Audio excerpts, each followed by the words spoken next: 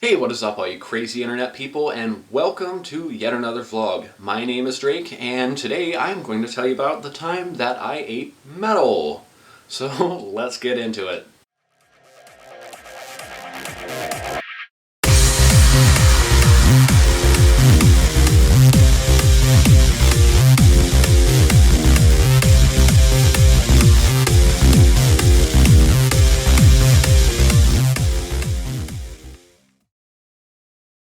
Alright, so eating metal. How exciting, actually frightening I should say, to eat metal. When you're a kid, you tend to put things in your mouth that don't belong there, and your parents tell you, like, hey, don't eat that, that will hurt you.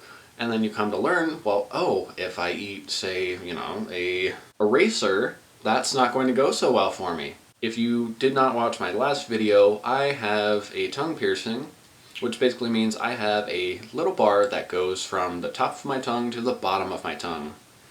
And with that said, this little bar, when the original piercing was done with a slightly longer bar than what somebody would need in a daily situation. Because basically the longer bar is designed to compensate for swelling, because when you get your tongue pierced, your tongue essentially swells up to the size of your entire mouth, which is not the most fun. But basically it's designed to compensate for that swelling, and about 2 weeks later, I was instructed to go in and get a shorter bar, something that will better fit a regular sized tongue. So I went in for that. 2 weeks after getting the piercing, I, got the bar. Everything was fine at this point. I was pretty happy about it because it meant that I didn't have this crazy long bar because it really was annoying me. I'm happy about it. I'm like, hey, this is the next step. I've got another 2 weeks until I should be about fully healed. And I was really happy. So I went home, I was doing my thing and whatever I happened to be doing that day. And then it came time for dinner. And I was like, I would really like a burrito. So I went to Qdoba. I got a smothered burrito. I was really happy about it because I get my burritos stuffed really big. So I've got this huge burrito in a bowl, and I sit down, I've got my fork, I've got my Cholula, and I'm starting to dig in, and I'm enjoying things, and I'm probably eating bigger bites than I should. I get to this moment where I'm eating the burrito, just about halfway through eating the burrito, where I'm like, something feels different.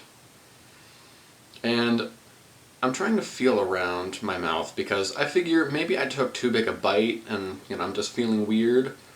But then I think to myself, I think my bottom ball fell out.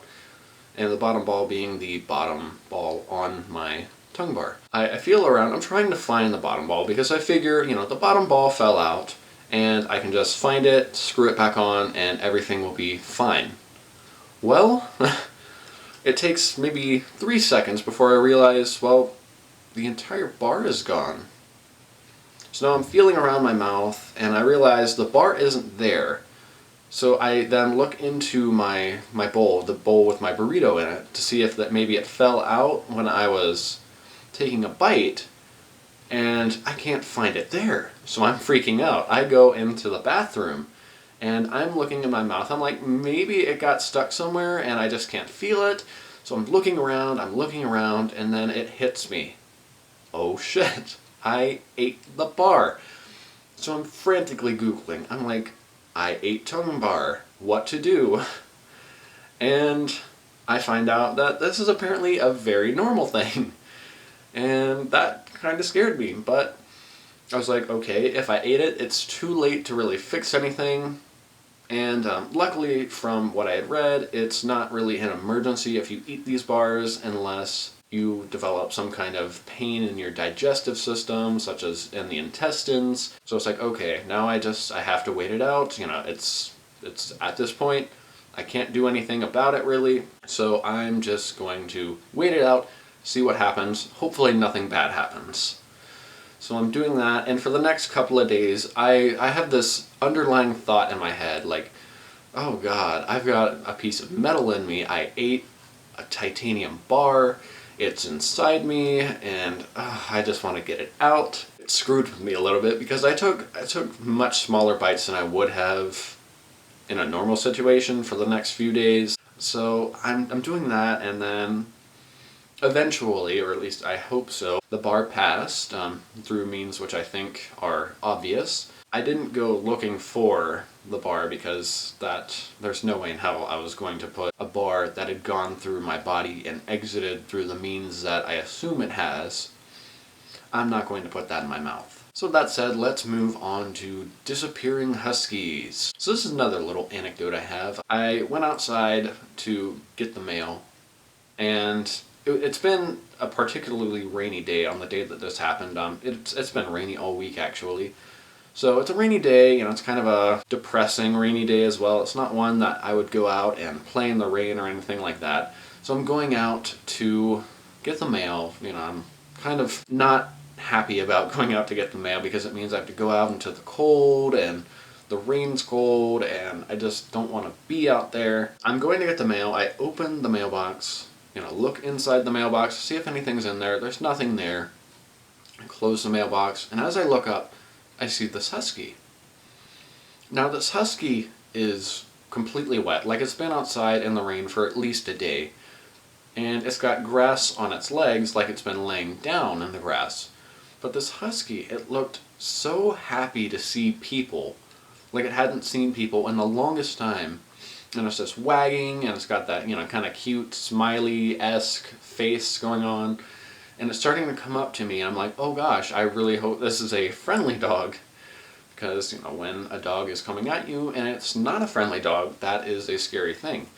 But I wasn't getting that. I was getting, oh, this is a friendly dog, maybe it's a lost pet. So I'm hoping it comes up to me so I can, let it sniff my hands so it feels, at least somewhat safe with me examining it and trying to find, a tag to see if it is a lost dog, and if so, to get that information so I can call its owner. But instead of coming up to me, it goes right past me, goes down the street. It makes this weird little figure 8 walk as it's going down the street, and it was really cute because it looked really happy while it was doing it. And then all of a sudden it starts running up the street, up until it gets behind a car that was parked in somebody's driveway. And it's, as far as I know, it's behind that car. It's just hanging out behind that car. I don't know why, but it's there. And the husky's there. I didn't see it move anywhere past the car. Not like behind any of the houses or anything like that. To me, it just looked like the husky was behind the car. So a few minutes later, I'm still watching for this husky. I'm trying to see where it's going. And then all of a sudden, somebody comes out of the house with the car in the driveway, gets in the car, and drives off. The car moves away, and the husky is not there. I've been watching the whole time, and it doesn't look like the husky has moved. But then the car moves, and it's not there. So it set a really weird tone for me as I went through the day and then the day after that, because I was just kind of like, what happened to that husky? Will I see it again? The husky disappeared, and, if I find it, I find it. If not, well then I hope it got back to where it belongs. So moving on to something a little bit more serious, I wanted to talk about something that has been somewhat impacting me as well as a lot of people I know, and that is midterm season. Now, midterm season, if you've ever been to college or university or whatever you may call it in your region, it gets really tough because instructors will tend to put on more assignments, and obviously you have to start studying for midterms, and that can get really stressful because you're spending more time on school than you're used to, and you've got to put more effort forth to get everything done. And I've personally been having this issue with keeping up because I tend to get so much into my schoolwork and then my work outside of school that I lose touch with myself. And a lot of people end up doing this because it's almost prioritized lower than school and things like work, because it's ingrained in us as kids that school impacts us so much. It dictates how our lives will go. And if you don't do well in school, then you won't do well in life. And that is something that I feel is important but also unfortunate, because I feel in today's society we're pushing our kids beyond where they should be going. And though that may have brought some successes, that's also brought a lot of people who have burned out and haven't been able to accomplish their goals because they pushed themselves too far and then they had to pay the price.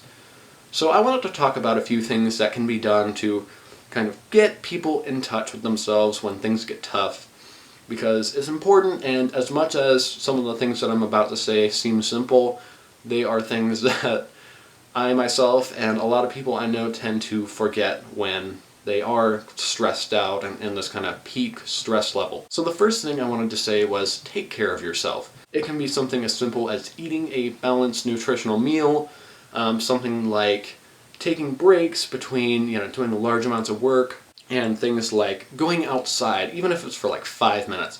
All of those things can have such a great impact that you don't even perhaps perceive how great the impact is, but if you, truly decide to eat a well-balanced meal over maybe like a Pop-Tart and a bag of Doritos, your body will thank you, and your body will be able to provide that protection and that strength and that energy that you need to keep going.